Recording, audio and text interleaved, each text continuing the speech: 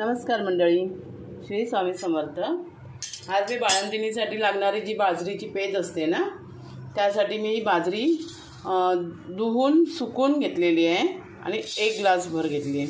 आता ही ना व्यवस्थित अशी भाजून घ्यायची आणि ही खूप पौष्टिक पेज आहे। ह्याने बाळंतिणीला ना दूध यायला सुद्धा खूप मदत होते। ज्यांना दूध कमी येतं ना त्यांना ही सकाळची पेज द्यायची बनवून, खूप पौष्टिक आहे। आता आपण हिला व्यवस्थित अशी भाजून घेऊया, पण नक्की धुवून आणि सुकून घ्या हां। यानी एकदम कमी गॅसवर भाजते मी डायरेक्ट तुम्हाला आता भाजताना दाखवते, कारण मी साहित्य काहीच दाखवलं नाही आहे तुम्हाला, कारण ह्याच्यामध्ये काय 2च साहित्य पडणार आहे। त्यामुळे डायरेक्ट मी तुम्हाला बाजरी भाजताना दाखवते। आता याला व्यवस्थित पहिलं भाजून घेऊया। मंडळी, बाजरी आता झाली आहे भाजून, वास पण खूप मस्त बाजरीचा सुटला आहे। आता मी हिला काढून घेते। मंडळी, आपण याच्यामध्ये आता 2 चमचे तूप टाकून घेतलं आहे आणि गाईचं तूप टाकलं आहे मी ह्याच्यामध्ये।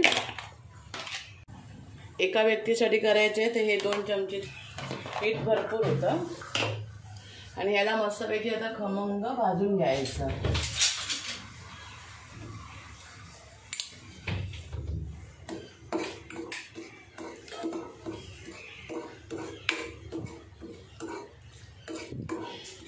एकदम पिठाला असं वास सुटेपर्यंत एकदम कमी गॅसवर भाजून घ्यायचं।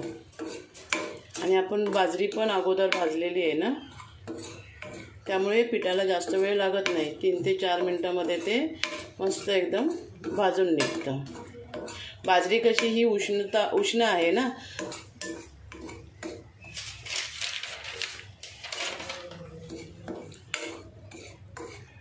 पीठ मस्त एकदम आता खमंग भाजत आलं आहे माझं। आणि बाजरी कशी उष्ण आहे त्यामुळे ही बाळंतिणीला ना द्यायचीच, त्यामुळे तिची शारीरिक ऊर्जा पण वाढते आणि त्यामुळे दूध यायला मदत होते। आणि बाळाला आणि बाळंतिणीला ही खूप मस्त अशी रेसिपी आहे हां।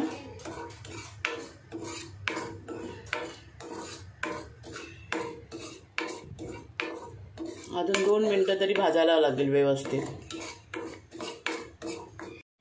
बाजरीचं पीठ आता हे भाजत आलं आहे आणि मी एकीकडे 2 ग्लास पाणी पण ठेवलं आहे गरम करत, कारण गार पाणी नाही टाकायचं, डायरेक्ट गरम पाणी टाकायचं ह्याच्यामध्ये। आणि टोटल किती पाणी, 2 ग्लास ठेवलं आहे मी, पण टोटल किती पाणी टाकते ते दाखवते मी तुम्हाला। हे बघा मंडळी, पीठ झालं आता माझं भाजून। आता याच्यामध्ये आपण गरम पाणी टाकूया। याच्या गुठल्या वगैरे काही होत नाहीत हां।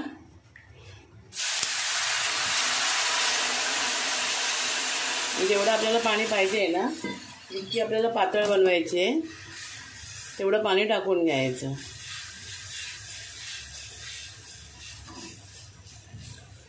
आणि ही पातळच ठेवायची, जास्त घट्ट नाही करायची। ही रेसिपी नक्की बनवा तुम्ही, कारण खूप म्हणजे खूप पौष्टिक आहे।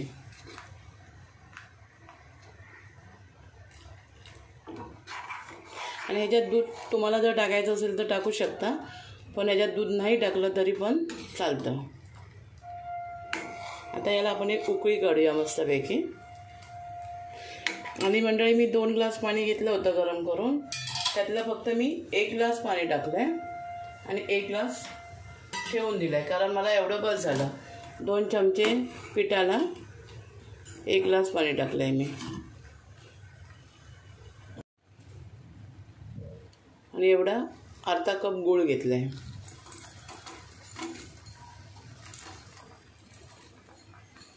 त्यातला एवढा गूळ ठेवून दिला आहे मी, थोडा 1 चमचा।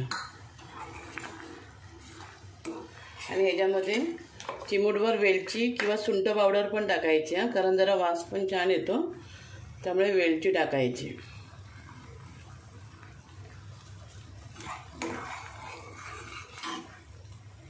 आणि थोडं चवीपुरतं मीठ टाकायचं।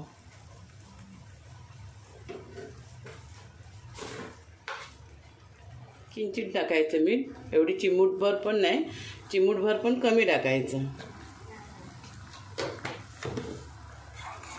आणि जितकी आता तुम्हाला पातळ किंवा घट्ट पाहिजे ना त्याप्रमाणे ती घ्यायची करून. मी आता थोडंसं आटवून घेते. आणि ही नक्की पेस्ट करा कारण बाळंतिणीसाठी खूप पौष्टिक आहे ही. गूळ तुमच्या चवीप्रमाणे, तुम्हाला किती गोड आवडतं ते. आता मी जास्त गोड देत नाही त्यामुळे मी कमी टाकलं आहे. ही बघा आपली पेस्ट झाली आहे. आता मी गॅस बंद करते. ही बघा मंडळी आपली बाजरीची पेस्ट तयार झाली आहे आणि एकदम सोपी रेसिपी आहे, नक्की करून बघा. ही बघा एकदम पौष्टिक आणि टेस्टी. व्हिडिओ तुम्हाला आवडला तर एक लाईक करा, शेअर करा आणि सबस्क्राईब करा. थँक्यू.